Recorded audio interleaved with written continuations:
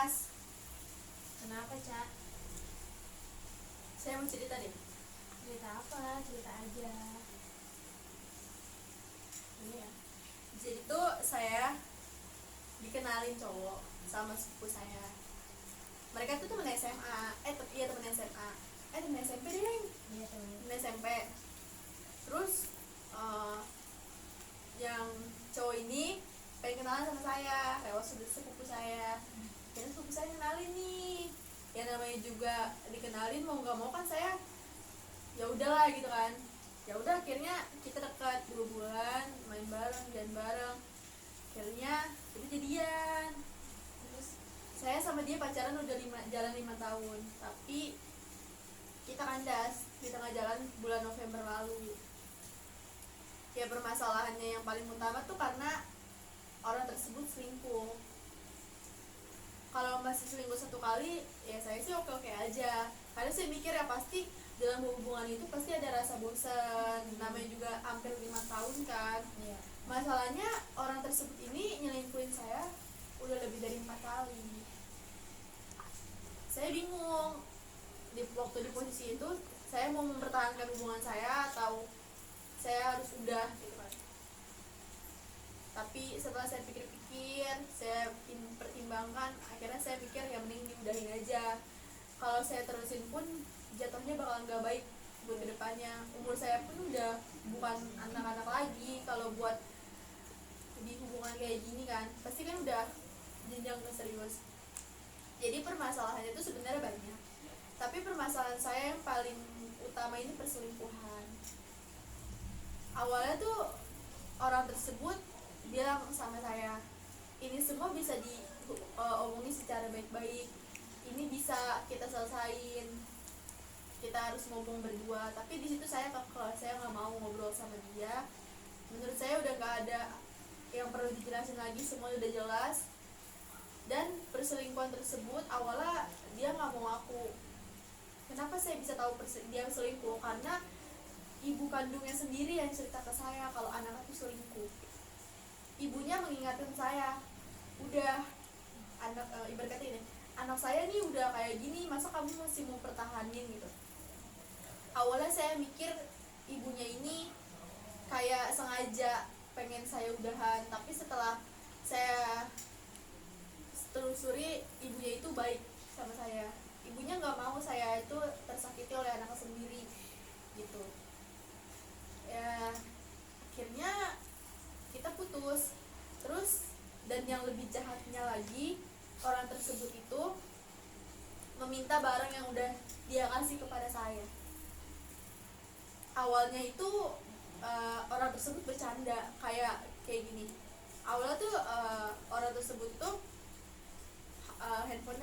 motor rusak. Terus saya bilang dong, ya udah benerin aja motornya, kan masih ada uang simpanan bekas kerjaan yang kemarin gitu kan. Tapi dia bilang gini, ya kenapa kita nggak jual baju aja yang udah saya kasih ke kamu gitu.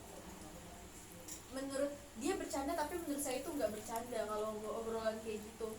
Akhirnya saya tanpa mikir panjang, malam itu setengah 8 malam, saya ingat sekali, saya ke rumah dia, tapi dia nggak ada di rumah.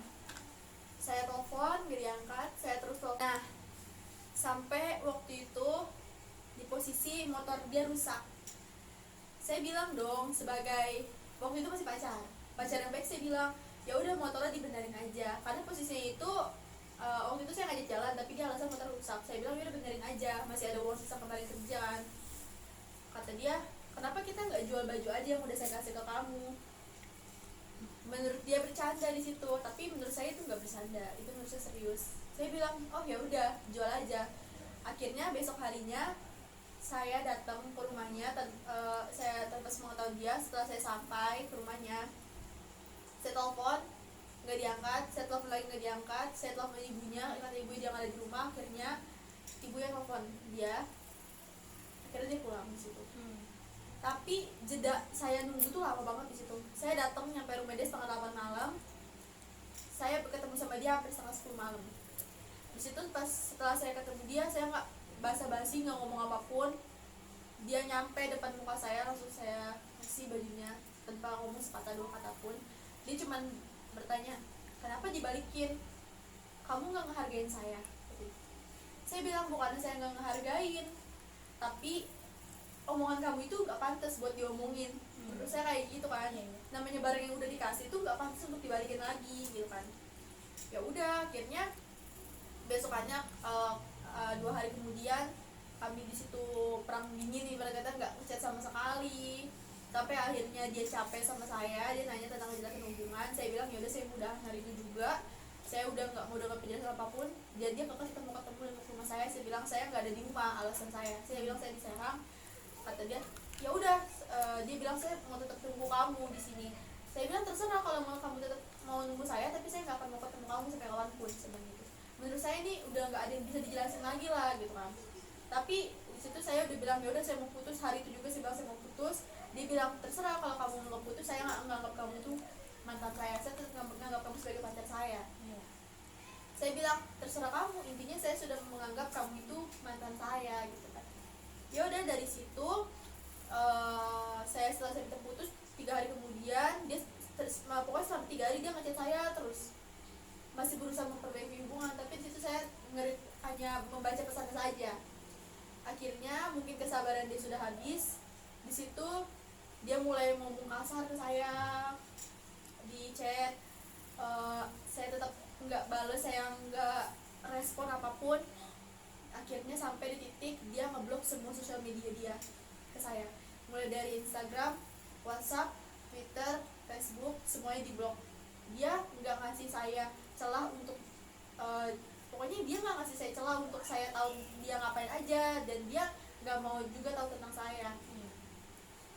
Ya udah, sampai situ ya udah, saya mikir oh ya udah biarin aja lah, ini juga udah gak ada hubungan apa-apa. Tapi jeda beberapa bulan, sekitar bulan Februari, kan saya putus November. Di bulan Februari dia buka blog Instagram, dia berusaha ngomongin saya lagi. Dia berusaha menanyakan kepada saya tentang, saya punya kucing, jadi saya ngadopsi kucing ini ibarat kata bareng-bareng sama dia. Tapi ini saya membeli dengan uang saya sendiri, bukan uang dia, bukan. Tapi dia nganggapnya ini kita ngadopsi bareng-bareng, ibarat kata kayak kita punya anak bersama nih, kucing gitu kan. Tapi di situ dia alasan dia hubungi saya tuh, saya pengen ngelihat Cimoy ini kucing saya. Kata saya buat apa gitu kan. Terus dia bilang saya pengen ke rumah, pengen ketemu Cimoy. Kata saya nggak usah ketemu, saya udah ngasih fotonya kan. Tapi tetap kekeh pengen ke rumah kan. Akhirnya dia nge-follow saya. Di situ dia bener-bener selama 1 bulan full sampai Februari akhir dia nge-stalk Instagram saya, nge-stalk line saya, berusaha hubungin saya lagi. Tapi banyak teman-teman sekitar saya, sahabat-sahabat saya, sepupu-sepupu saya bilang udah, ini jangan diterusin. Kalau kamu ngerespon dia, sama aja kamu ngasih dia itu kesempatan buat masuk lagi ke dalam hubungan yang udah kelar ini loh. Terus teman-teman saya juga bilang, emang mau kamu mengulang lagi kejadian yang udah kamu alamin? Itu gak enak banget loh kejadiannya gitu kan. Ibarat kata kamu udah ngebaca buku terus kamu ulang lagi, buat apa gitu, kalau misalnya hasil akhir itu sama gitu loh. Ya udah, sampai di Februari akhir itu udah final. Sampai saat ini dia udah bener-bener gak ngehubungin saya lagi, dia stop hubungan dengan saya. Dan yang saya dengar dari sahabatnya mantan saya ini, setelah putus dengan saya, dia sudah gonta-ganti cewek selama 3 kali gitu kan. Dan temennya tuh kayak bilang kepada saya kayak, untung aja kamu udah gak sama dia gitu kan. Untungnya gitu, coba kalau misalnya kamu masih sama dia, kamu udah kayak gimana nih perasaan kamu kan. Dan di sini pun saya udah setuju, misalnya udah bukan kayak udah lega gitu kan, udah lepas dari toxic relationship saya ini loh. Makanya saya udah ya Allah gitu kan, bersyukur banget. Nah, menurut kamu, pendapat kamu nih gimana nih tentang hubungan saya ini gitu? Sebenarnya kan ini hubungan juga udah lama kan ya. Maksudnya udah selesai juga udah lama. Mungkin gimana ya? Bener juga sih kata teman-teman Caca nih, kayak ya udah nggak usah diterusin gini-gini. Mungkin seharusnya tuh yang Caca ambil tuh tindakan itu kayak ngobrol berdua sama dia gitu, kayak bener-bener kayak ngejelasin kayak ya udah hubungannya emang udah selesai gitu ya, anggap aja anggap aja ya udah sekarang tuh kita berteman kayak nggak, jangan sampai kayak takutnya kan Caca kan perempuan, takutnya nanti pas Caca lagi acara apa atau apa kan kita nggak akan tahu maksudnya orang gimana gitu. Jadi ya mungkin butuh ngobrol berdua gitu kayak nyelesain masalah, ya udah kita tuh udah nggak ada hubungan lagi, sekarang aja kita tuh harusnya anggap aja kita tuh berteman atau apa gitu untuk kedepannya. Jadi kan jangan sampai kayak udah putus jadi musuh gitu sih saran aku. Ya sih ya tapi untuk saat ini menurut saya belum mau sih buat ketemu sama dia gitu kan. Iya. Kayak aduh capek banget gitu, saya takut kalau saya ngasih dia ruang dia buat ketemu saya takut dia berpikiran saya ngasih dia kesempatan lagi gitu. Udah sih itu aja. Iya sih, ya itu balik lagi sih ke Cacanya mau ketemu atau enggak ya, itu mah cuma saran kan. Caca mau pakai saran atau enggaknya terserah Caca sih sebenarnya gitu. Saya anak Caca aja gitu. Yang penting kan sekarang udah lega, udah bisa ngobrol kan. Ya, makasih ya Pras. Iya, makasih ya Caca. Semoga sarannya bisa nanti bisa dipakai atau enggak terserah.